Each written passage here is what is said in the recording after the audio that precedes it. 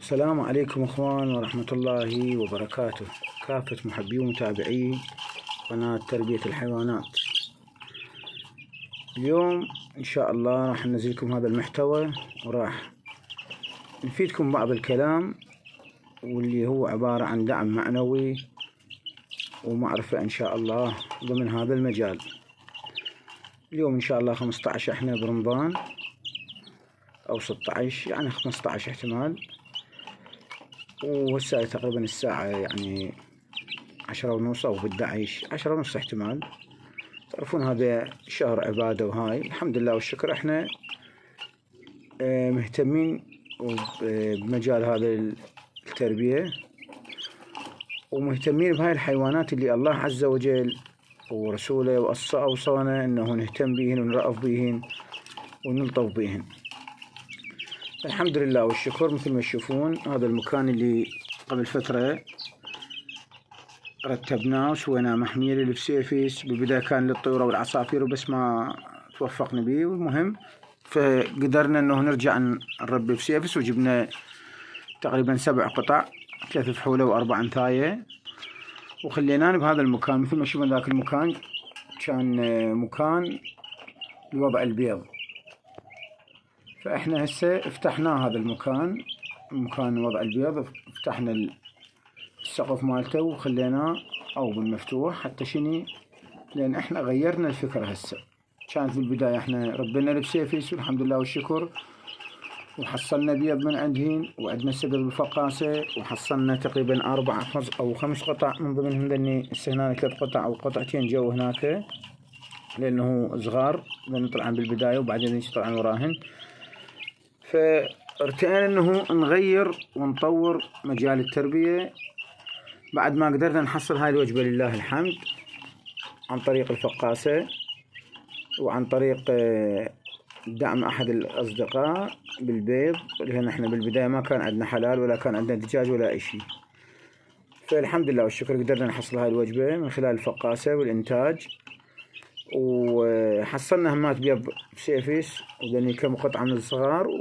والحمد لله والشكر انه خلاص قررنا، او مو قررنا، وانما اتخذنا قرار وبعنا الامهات.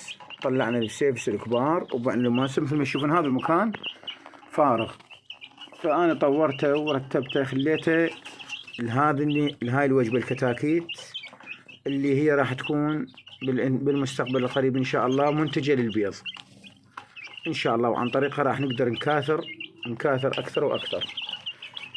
فاللي حبيت اوضح لكم اياه انه اخوان، انه هذه الهواية او هذا مجال التربية احنا بدينا نقدر نطور نفسنا، ونقدر نفكر، ونقدر نقرر، ونقدر نغير، ونقدر كل شيء نسوي.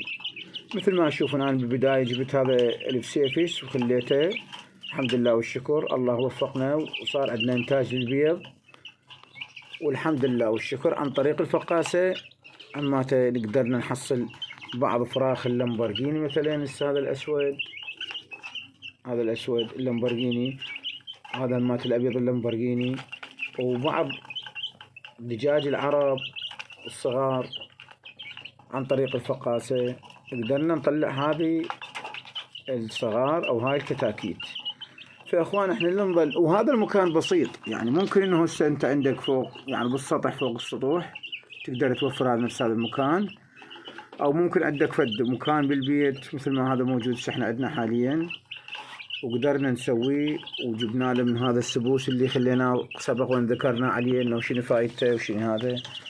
فكل هذه الامور احنا نقدر نسويها. المهم انه يكون عندنا معرفة ودراية، ونقدر نتخذ قرار ونغير اي شيء احنا نريده. هذه الهواية مو صعبة، وهذا مجال التربية فشي حلو، كلش حلو. يعني أنا الحمد لله والشكر أكثر أوقاتي ومعظم أوقاتي أقضيها هي مع هاي الحيوانات الصغار، الحمد لله والشكر. هم أكتسب ثواب، وهم يعني مقضي وقت بعيد عن المشاكل وعن الأمور الثانوية، والحمد لله والشكر. نفس الوقت هم منفعة وربح. الحمد لله والشكر. إنه أنا حبيت أوصلكم هاي الفكرة، وإنه إحنا نهتم بهاي الأمور ونقدر نطور نفسنا ونقدر نكسب بعض المال من هاي الأمور، والحمد لله والشكر. يعني ممكن إحنا نربح شيء قليل ولكن مستمرين وياكم بالفيديوهات وبالمتابعة وبالتواصل إن شاء الله. نتمنى لكم موفقية. تحياتي لكم، شكرا جزيلا، مع السلامة.